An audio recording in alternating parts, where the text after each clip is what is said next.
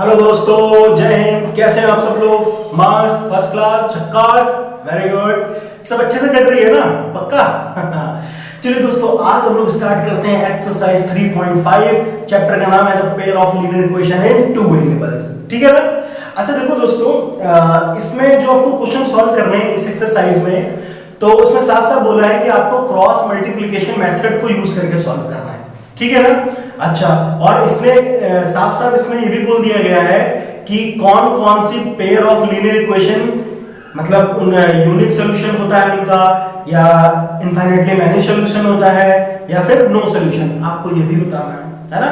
तो ये सब क्या चीजें होती है, ये ऑलरेडी मैंने आपको इसके इंट्रोडक्शन पार्ट में बिल्कुल डिटेल में समझाया है। अगर आपने वीडियो नहीं देखा है तो मत देखो यार, क्या करोगे देख के?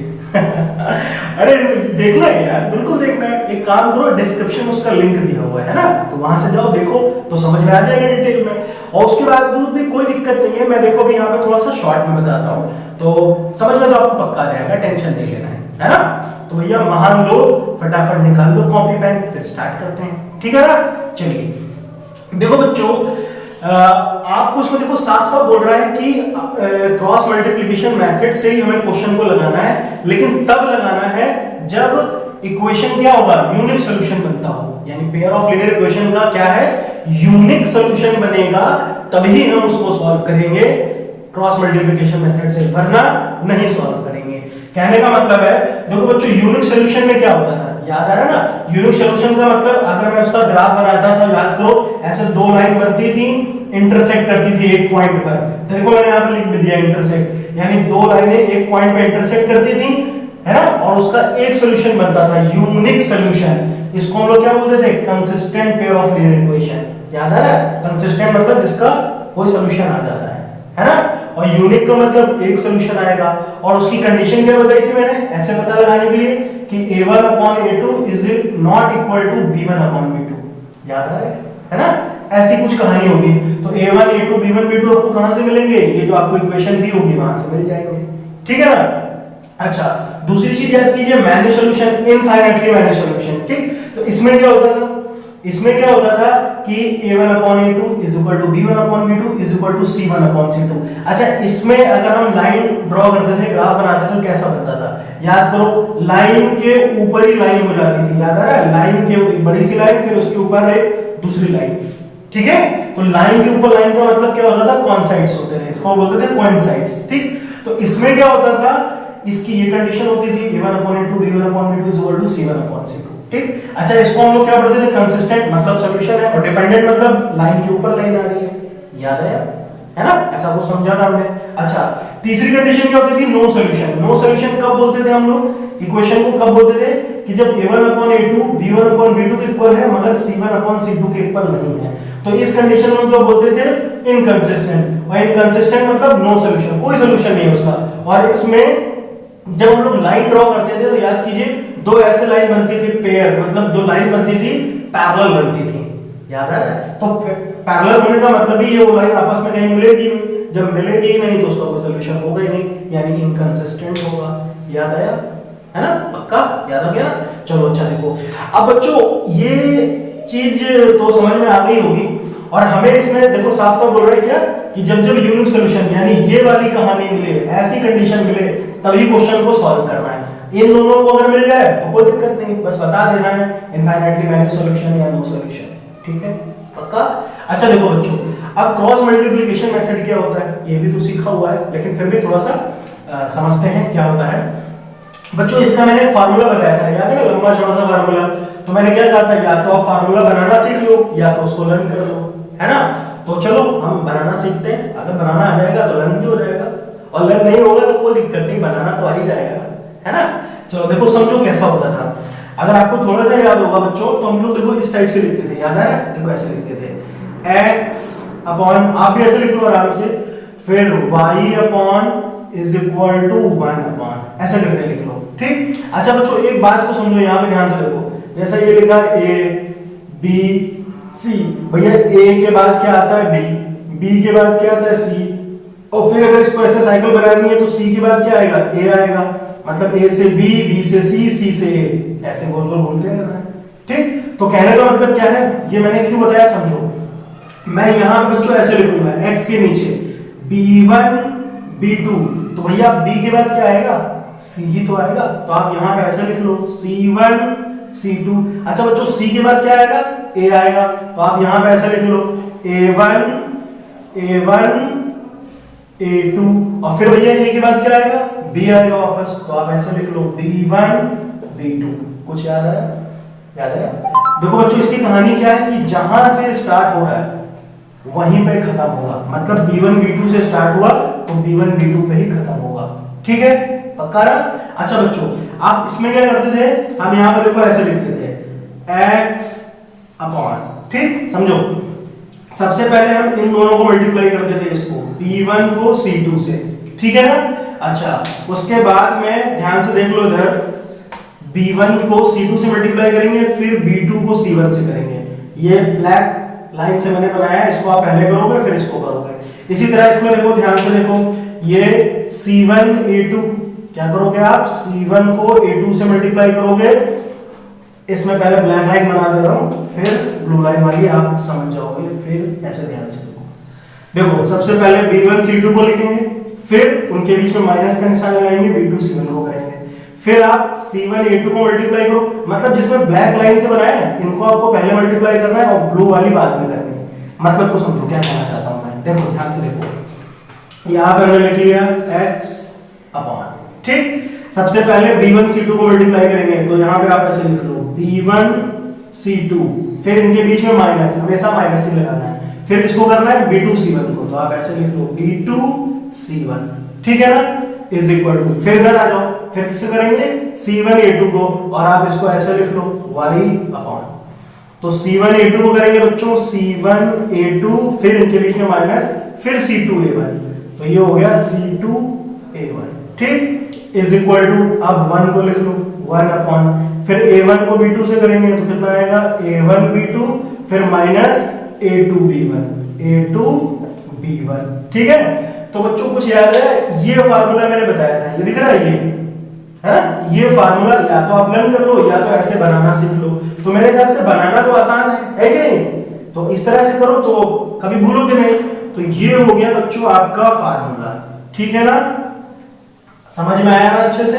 तो ये फार्मूला अच्छा होगा कि आप इसको बनाना ही करो, ठीक है ना, बनाना सीख लो तो कोई दिक्कत नहीं आएगी, ठीक है? अब देखो बच्चों हम कैसे इसके क्वेश्चन को सॉल्व करते हैं वो समझते हैं, ठीक है ना? इसको आपको अगर नोट करना है तो कर लीजिए।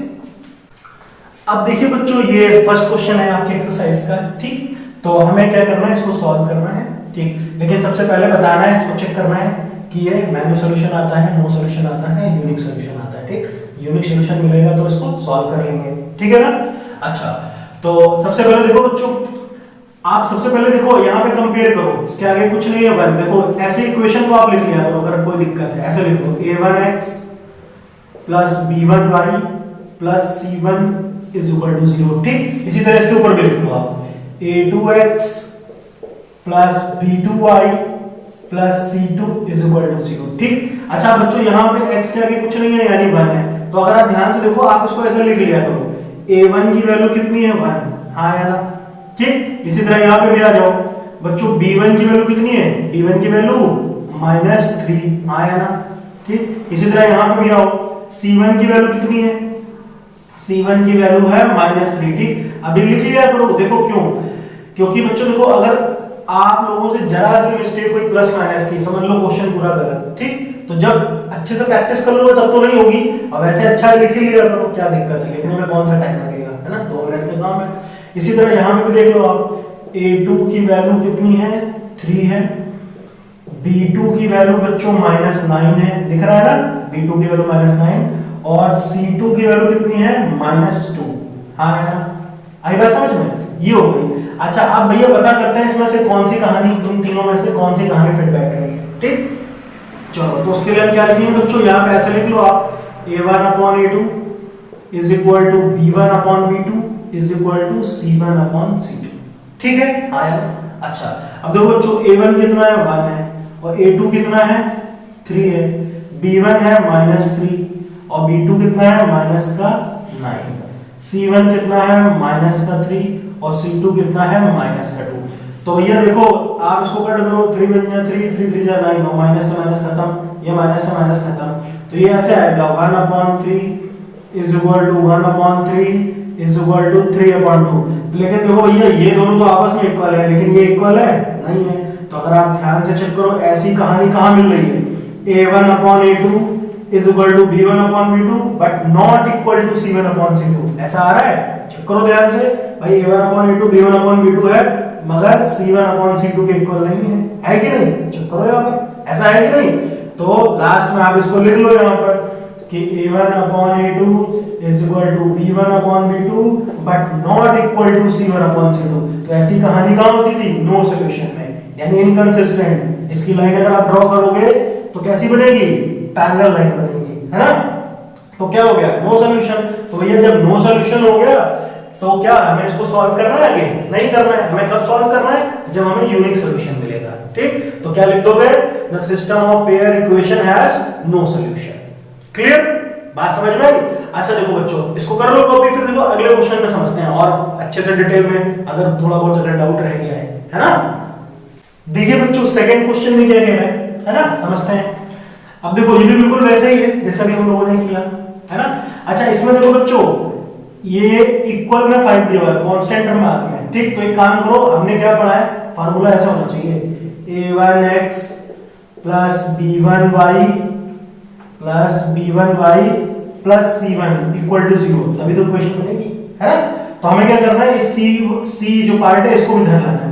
तो ये इक्वल टू 5 है, अगर ये इक्वल इधर आएगा तो कैसे हो जाएगा? माइनस का 5, इधर है ना प्लस का, इधर आया तो माइनस का 5, तो ये हो गया कितना? -5 इक्वल टू 0। ठीक है, आप ऐसे लिख लेना क्वेश्चन को। इसी तरह इज इक्वल टू 8 दिया, इसको भी इधर ले आओ तो कितना हो जाएगा? -8 इज इक्वल टू 0। कहानी समझ में आती? पक्का ना? अच्छा अब यहाँ पे ध्यान से देखो बच्चों, a1 कितना है बताओ मुझे, ध्यान से देखो। a1 कितना है? 2 है कि नहीं? b1 कितना है? b1 इसके आगे कुछ नहीं है यानी 1। अच्छा और c1 कितना है? c1 है -5। हाँ या ना? समझ में आई बात? अच्छा इसी तरह इधर भी आ जाओ, a2 कितना है? 3 है। ठीक, b2 कितना है? b2 2 है। अच्छा और यहाँ पे आ जाओ, c2 कितना है? c2 है -8। हाँ है ना? आई बात समझ में? अच्छा अब ध्यान से देखो, सबसे पहले हमें चेक करना है कि इन तीनों में से कौन सी कहानी आ रही है इसमें। अच्छा तो भैया लिख लेते हैं, तो क्या लिखेंगे? a1/a2 is equal to b1/b2 is equal to c1/c2, है ना? ऐसे लिखते हैं। तो बच्चों a1 तो हो गया 2 और a2 कितना हो गया? 3 हो गया, b1 हो गया 1, b2 कितना हो गया? 2 हो गया। अच्छा देखो अब आप चेक करो यहीं पे इक्वल नहीं आ रहा तो आगे बढ़ने की जरूरत ही नहीं है। जब a1 a2 और b1 b2 के ही इक्वल आए तो आगे बढ़ने की जरूरत नहीं होती, मतलब आगे हमें c1 c2 की कोई दिक्कत नहीं। अगर आप ध्यान से देखो यही दोनों ही पार्ट इक्वल नहीं आ रहे। आ रहे क्या? नहीं आ रहे। तो नहीं आ रहे का मतलब क्या कहानी बनी? Unique solution. तो क्या लिखेंगे कि the system of equation has unique solution. क्या लिखेंगे? Hence the system of equation has unique solution. Unique solution, ठीक है बच्चों? तो इसका तो हो गया यूनिक सॉल्यूशन। तो जब यूनिक सॉल्यूशन मिलता है तब हमें क्या करना है? इसको सॉल्व करना है। ठीक, ये बात समझ में आई? अच्छा इसको कर लेना कॉपी आप ध्यान से, ठीक है? अब देखो ध्यान से कैसे करना है, आगे बढ़ते हैं। अब बात को समझो। अब हमें बच्चों कौन सा ये फार्मूला लगाना है? भाई क्रॉस मल्टीप्लिकेशन मेथड का यही फार्मूला बताया मैंने। तो देखो इस फार्मूले से लगाते हैं, तो यहाँ पे लिख लेते हैं x/b1c2। तो बच्चों देखो b1 है 1 और c2 कितना है? -8। तो b1 c2 मल्टीप्लाई करो, b1 कितना है? 1 और c2 कितना है? -8। तो 1 × -8 तो कितना आएगा? -8 आएगा। फिर बीच में माइनस हो गया, फिर b2 c1। तो बच्चों b2 कितना है? 2 है, तो c1 है कितना? -5। तो 2 × -5, भाई 2 5 10, वो भी माइनस का, तो कितना हो गया? -10 आएगा। ठीक है, चलो आगे बढ़ते हैं। फिर क्या कह रहा है? y/c1a2। तो बच्चों c1 कितना है? -5 और a2 कितना है? 3 है। तो -5 × 3, तो ये तो हो गया -15। फिर माइनस c2a1, तो c2 है -8 और a1 है 2, दिख रहा है ना, -8 × 2 तो कितना आएगा, -16 आएगा। आएगा कि नहीं आएगा? आगे बढ़ते हैं। 1/a1 b2, तो बच्चों a1 है 2 और b2 है 2, तो 2 2 ज़ा 4, फिर -a2 b1, तो a2 कितना है, 3 है, और b1 है 1, तो 3 × 1 हो गया कितना, 3। बात समझ में आई? पक्का? अब देखो बच्चों, इसको सॉल्व करेंगे तो ऐसे हो जाएगा, x अपॉन ये माइनस माइनस प्लस, तो -8 + 10, और ये कितना हो गया y, तो ये हो गया -15, ये माइनस माइनस प्लस, यहाँ पे आ जाओ 1, और 4 - 3 करोगे तो ये भी 1 आया। तो ये बच्चों कितना हो गया, x अपॉन 10 में 8 माइनस करो 2 आ गया, और यहाँ पे आ जाओ 16 में 15 गया, ये आ गया, ये तो ऐसे रहेगा 1/1। अब एक बार इसको इसके इक्वल रखो, फिर इसको इसके इक्वल रखो, मतलब समझ में आ रहा है ना? एक बार ये पूरी कहानी इसके इक्वल, और एक बार ये पूरी कहानी इसके इक्वल, तो ये कैसे हो जाएगा, आप ऐसे लिख लो, x/2 = 1/1, तो भैया क्रॉस मल्टीप्लाई करोगे तो x की वैल्यू तो आ गई 2, ठीक है ना? इसी तरह से y/1 = 1/1, तो ये कितना आ जाएगा, y = 1 आ जाएगा। चेक करो ध्यान से, हाँ या ना?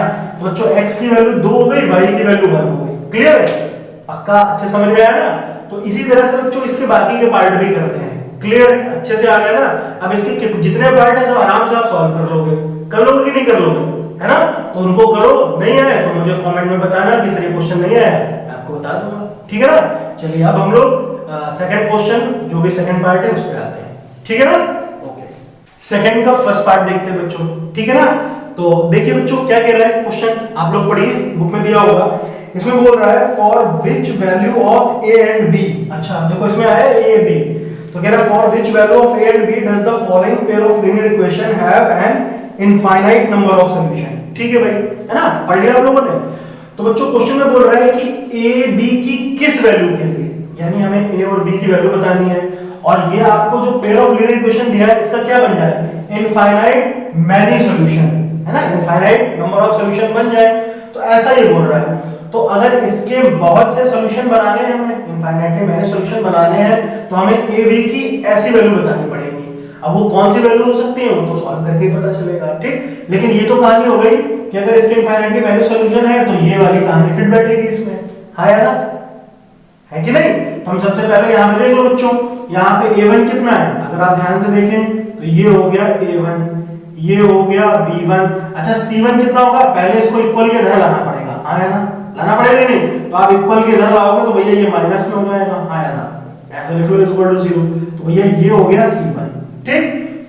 इसी तरह यहाँ पे देखो, ये बच्चों ये पूरा दिख रहा है जो ये a - b, तो ये पूरा आपका कितना है, ये पूरा हो गया आपका a2, ये पूरी कहानी हो गई कितनी, b2, ठीक है ना? समझ में आ रहा है? अच्छा ये पूरी कहानी बच्चों देखो, ये सब पूरा का पूरा उठा के अगर मैं कर लिया हूं तो माइनस का हो जाएगा, तो ये ऐसे हो जाएगा =0, इसके आगे आप ऐसे माइनस लगा दो, ब्रैकेट लगा दो। बात समझ में आई कि नहीं आई? तो ये बच्चों पूरा कितना हो गया, ये पूरा का पूरी कहानी हो गई c2, ठीक है? समझ में आई? अच्छा अब देखो बच्चों, अगर इसके मैनी सॉल्यूशन बताने हैं तो ये फार्मूला फिट बैठेगा फिर, तो ये कंडीशन है, तो यहां पे लिख लो कि a1/a2 = b1/b2 = c1/c2, ठीक? तो बच्चों a1 कितना है यहाँ पर, अभी मैंने बताया a1 है 2 अपॉन a2 कितना है a - b, ठीक है ना? अच्छा फिर b1 b2, तो भैया b1 तो हो गया 3 और b2 हो गया कितना a + b = c1/c2, तो बच्चों c1 कितना है, c1 है -7 और c2 है -3a + b - 2, ठीक है ना? ये है क्लियर? अब कुछ नहीं करना बच्चों, देखो हमें क्या करना है, देखो देखो ये माइनस से माइनस खत्म हो गया, ठीक? अब एक बार इसको आप इसके इक्वल रख लो, एक बार इसको इसके इक्वल रख लो, ठीक? कोई फर्क नहीं पड़ता, आप जिसको चाहे उसको इक्वल कर लो, आराम से आंसर आ जाएगा, ठीक? तो पहले मैं 2/a - b को इसके इक्वल रख रहा हूं, फिर इसको इसके इक्वल रख रहा हूं, ठीक है ना? चलो भाई सॉल्व करते हैं, तो ऐसे हो जाएगा 2/a - b क्योंकि ये सब आपस में बराबर ही है ना, तो इसके इक्वल कर लो, ऐसे लिख लो 7/3a + b - 2, ठीक? अच्छा अब देखो बच्चों, इसमें कर लो क्रॉस मल्टीप्लाई। अब आप इसका जब क्रॉस मल्टीप्लाई करोगे तो देखो 7 को इससे करो, या देखो 7 × a 7 है और 7 को b से किया तो 7b, और 2 को 3 से करो तो 2 3 जा 6 है, और ये हो गया 2b और 2 2 जा 4। समझ में आया ना? अच्छा अब ध्यान से देखो थोड़ा, है ना, अच्छे से समझो। भैया आप 6a को धर ले आओ तो 7a में से 6a जाएगा, कितना बचेगा? देखो ना 7a में 6a इधर आके माइनस होगा ना, ऐसे हो जाएगा 7a माइनस 6a, और यहाँ पे कितना है माइनस का 7b, ये इधर आया तो ऐसे हो गया माइनस का 2b, और ये इज इक्वल टू -4 ऐसे रहना दो। तो 7a में 6a जाएगा तो खाली a बचेगा, और -7 और -2 तो ये तो हो गया -9b इज इक्वल टू कितना आया -4 आया। तो ये मान लो आप इक्वेशन नंबर 1। बात समझ में आई? क्लियर है? अच्छे से आ गया ना? अच्छा अब देखो बच्चों, ये वाला पार्ट इसके इक्वल रखा था, अब इसी तरह से ये वाला भी पार्ट इसके इक्वल रखूंगा, ठीक? तो ये जो इक्वेशन आई इसको हम लोग किनारे कहीं लिख लेते हैं। चलिए a minus 9b is equal to -4, ठीक है ना? ये आपकी इक्वेशन 1 है। चलो भाई ये इक्वेशन 1 लिख लेते हैं किनारे, ठीक है ना? इसको कॉपी कर लीजिएगा आप लोग, हटाते हैं इसको, आगे बढ़ते हैं। अब ध्यान से देखो बच्चों, मतलब को समझो। अब क्या करेंगे, इस पार्ट को इसके इक्वल रखूंगा, तो जब इसको इसके इक्वल रखूंगा तो आप ऐसे लिख लो 3 upon a plus b is equal to 7 upon 3a plus b minus 2, ठीक है ना? अब बच्चों फिर वही कहानी, क्रॉस मल्टीप्लाई करो तो ये कितना हो गया 7a प्लस 7b, और 3 का इससे होगा तो कितना आएगा 9a plus 3b minus 6, multiply हो गया। अब फिर से अब एक काम करो, इस पूरी कहानी को उधर ले आओ भाई, उधर ले चलो ना। तो ये देखो 9a इधर है, ये 7 इधर आया तो माइनस का 7 है, फिर प्लस 3b है, 7b इधर आया तो माइनस का 7b, और माइनस 6 को आप इधर भेज दो तो ये प्लस का 6, ये माइनस है ना, इधर आया तो प्लस का हो गया, ठीक है? अच्छा अब ध्यान से देखो बच्चों, 9 माइनस 7 किया तो कितना आया 2a किया, और माइनस का 7 और प्लस 3 तो -7 प्लस 3 ये हो गया -4, और ये हो रहा इज इक्वल टू 6, ठीक? अच्छा एक चीज और देखो बच्चों, ये सब 2 से डिवाइड हो रहे हैं, हाँ यार हो रहे कि नहीं हो रहे? तो जब डिवाइड हो रहे हैं तो कर लो यार, 2 2 2 तो सबको 2 से कट करो तो कितना आएगा a, इसको 2 से कट किया तो कितना आया माइनस का 2b, और इसको 2 से कट किया तो 3 आया। तो ये बन गई इक्वेशन नंबर 2। हाँ पक्का? अच्छा अब ये इक्वेशन 1 हो गई, ये 2 हो गई। अब क्या करेंगे, इनको सॉल्व करें। तो देखो बच्चों ये हो गई इक्वेशन 1 और ये इक्वेशन 2, ठीक है ना? अब देखो आराम से इसको हम सॉल्व कर लेते हैं, तो कोई भी मेथड से कर लो, एलिमिनेशन से कर लेते हैं, ठीक है ना? आसान पड़ेगा। तो ध्यान से देखो बच्चों, a माइनस 9b ये इक्वेशन 1 है, a minus 9b is equal to -4, ठीक? और ये इक्वेशन है 2, a minus 2b is equal to 3, ठीक? मैं क्या कर रहा हूँ, इसमें से इसको सब्ट्रैक्ट कर रहा हूँ, इक्वेशन 1 और इक्वेशन 2। तो इक्वेशन 2 को क्या कर रहे हैं, सब्ट्रैक्ट कर रहे हैं 1 में से। तो देखो ये प्लस का है तो माइनस, माइनस है तो प्लस, और यहाँ पे प्लस है तो माइनस, ठीक है ना? ये कहानी तो पता है। तो ये कट गया, ये कितना हो जाएगा माइनस का 9 प्लस का 2, तो ये तो हो गया माइनस का 7, और ये कितना -4 और -3 तो ये भी -7 है ना, माइनस माइनस प्लस, तो ये माइनस से माइनस कैंसिल, तो b की वैल्यू कितनी आएगी 7 से 7 कट करो, आ गया 1, तो b तो आ गया 1। अच्छा b की वैल्यू चाहे आप 1 में पुट कर लो चाहे 2 में पुट कर लो, तो काम करते हैं इसमें पुट करते हैं इक्वेशन 2 में, है ना? Putting the value of b in equation 2, तो यहां पे पुट करते हैं बच्चों, कितना आएगा a माइनस 2, अच्छा b गिरेगा तो आ गया 1 इज इक्वल टू 3, तो ये कितना हो जाएगा a minus 2 is equal to 3, तो ये उधर जाएगा तो -2 उधर जाके प्लस हो गया, तो a की वैल्यू तो आ गई 5। तो बच्चों a की वैल्यू 5 और b की वैल्यू 1 अगर आप पुट करते हैं तो आपको कैसा मिलेगा, infinitely many number of solutions मिल जाएंगे, इनफाइनाइटली मैनी सॉल्यूशन, ठीक है ना? बात समझ में आई? तो ये a की वैल्यू हो गई, ये b की वैल्यू हो गई, क्लियर है? चलिए अच्छा अब इसको कर लो आप कॉपी, फिर अगले क्वेश्चन पे आते हैं, है ना? थोड़ा सा और इंटरेस्टिंग क्वेश्चन, ओके? अब देखो बच्चों सेकंड पार्ट देखो, उसको क्या कह रहा है, देखो ये क्वेश्चन दिया हुआ है और इसमें कह रहा है कि k की किस वैल्यू के लिए ये जो सिस्टम है क्या होना चाहिए, नो सॉल्यूशन होना चाहिए, है ना? The pair of linear equation have no solution, और इसमें मुझे k की वैल्यू बतानी है, तो k की कौन सी वैल्यू इसमें फिट कर दी जाए जिससे क्या बन जाए, नो सॉल्यूशन बन जाए इस इक्वेशन का, ठीक है ना? ये बताना है मुझे। तो देखो कैसे करेंगे, तो बच्चों देखो नो सॉल्यूशन की कहानी तो ये भी है ना, नो सॉल्यूशन के लिए तो a1/a2 is equal to b1/b2 is not equal to c1/c2, बात समझ में आई ना? तो सबसे पहले देख लो भाई, तो 1 को आप इधर ले आओ तो ये माइनस का 1 हो गया, इज इक्वल टू 0। इसी तरह से ये पूरा आप इधर ले आओ तो ऐसे ये माइनस का हो जाएगा, है ना, इज इक्वल टू 0। बात समझ में आ गई? अच्छा बच्चों, तो यहाँ पे देखो ये तो हो गया a1 और इसके आगे कुछ नहीं यानी 1, तो ये हो गया b1 और ये हो गया c1। इसी तरह देखो बच्चों ये क्या हो गया a2, ये पूरा हो गया b2 और ये पूरा हो गया c2, है ना? बात समझ में आई? ये हो गया c2। क्लियर? तो भैया अगर नो सॉल्यूशन है तो नो सॉल्यूशन की कहानी क्या थी? a1 upon a2 is equal to b1 upon b2 is not equal to c1 upon c2, ये कहानी है। अच्छा अब देखो बच्चों a1 कितना है? a1 है 3 अपॉन a2 कितना है? a2 है 2k माइनस 1 और b1 कितना है बच्चों? b1 है 1 और b2 कितना है? k minus 1। फिर c1 not equal to c1 upon c2, तो c1 तो हो गया माइनस 1 और c2 कितना हो गया? Minus 2k plus 1। ठीक, तो हमें क्या है, हम तो भैया इसको इसके इक्वल तो रख ही नहीं सकते, ना ही इसको इसको इक्वल रख सकते हैं। क्यों? क्योंकि उन्होंने साफ बोल दिया है कि ये दोनों पार्ट तो इक्वल है मगर ये इक्वल नहीं है, ठीक है ना? तो आप इसको थोड़ी देर के लिए भूल जाओ, इससे कोई मतलब ही नहीं है। इन दोनों को कंपेयर करते हैं, तो इन दोनों को जब आप कंपेयर करोगे बच्चों तो आप 3 को उधर मल्टीप्लाई करो, 1 को उधर मल्टीप्लाई करो, तो 3 को k से मल्टीप्लाई करो कितना आएगा? 3k और 3 को 1 से किया 3 आएगा, और 1 को आप इससे करोगे तो यही मिल जाएगा 2k माइनस 1। अब बच्चों 2 को आप इधर ले आओ, ऐसे हो जाएगा 3k माइनस 2k और ये माइनस 1 माइनस का 3 उधर गया तो प्लस का 3, तो 3 माइनस 2 खाली k बचा और 3 माइनस 1 2 बचा, तो k की वैल्यू कितनी है? 2 है। बात समझ में आई ना अच्छे से? तो k की वैल्यू 2, अगर आप k की वैल्यू 2 पुट करोगे तो क्या होगा? The system of linear equation has no solution. Clear है? अच्छे से समझ में आया ना? बच्चों थर्ड क्वेश्चन पे आते हैं। अच्छा देखो इसमें क्या कह रहा है, इस क्वेश्चन को आपको सब्स्टिट्यूशन मेथड और क्रॉस मल्टीप्लिकेशन मेथड दोनों से सॉल्व करना है। तो बच्चों सब्स्टिट्यूशन मेथड तो ऑलरेडी मैंने आप लोगों को सिखा रखा है ना, अच्छे से आता होगा, और नहीं आता तो इससे पहले वाली एक्सरसाइज होती है 3.4, उसमें देख लीजिए, मैंने बताया कैसे करते हैं, ठीक है ना? तो सब्स्टिट्यूट मेथड से तो आप लोग आराम से कर लोगे, पक्का ना? चलो तो देखो क्रॉस मल्टीप्लिकेशन मेथड वो भी सिखा दिया है।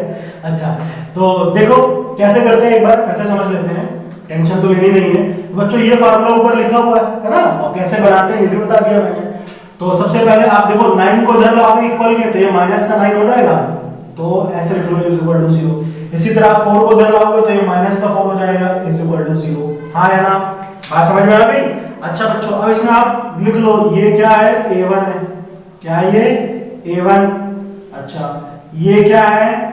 b1 और ये है c1, ये तो पता है ना। इसी तरह यहाँ पे आ जाओ, ये बच्चों a2 है, ये b2 है और ये क्या है? c2 है। ठीक, ऐसा भी क्लियर करो ताकि दिक्कत ना हो।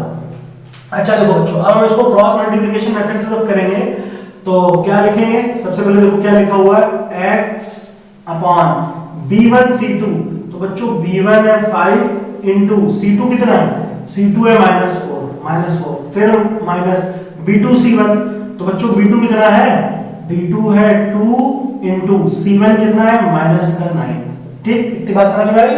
ऐसा लिख दिया मैंने, is equal to y upon, अच्छा क्या है? c1 a2, तो बच्चों c1 है माइनस का 9 इंटू a2 है 3 माइनस c2 a1, तो c2 हो गया बच्चों कितना? माइनस का 4 और a1 कितना हो गया? 8 हो गया, है ना? समझ में आई बात? अच्छा is equal to 1 upon a1 b2, तो बच्चों a1 हो गया 8 इंटू b2 कितना है? 2। ठीक है ना? समझ में आ रही बात? चलो इसको थोड़ा सा सही कर लेते हैं।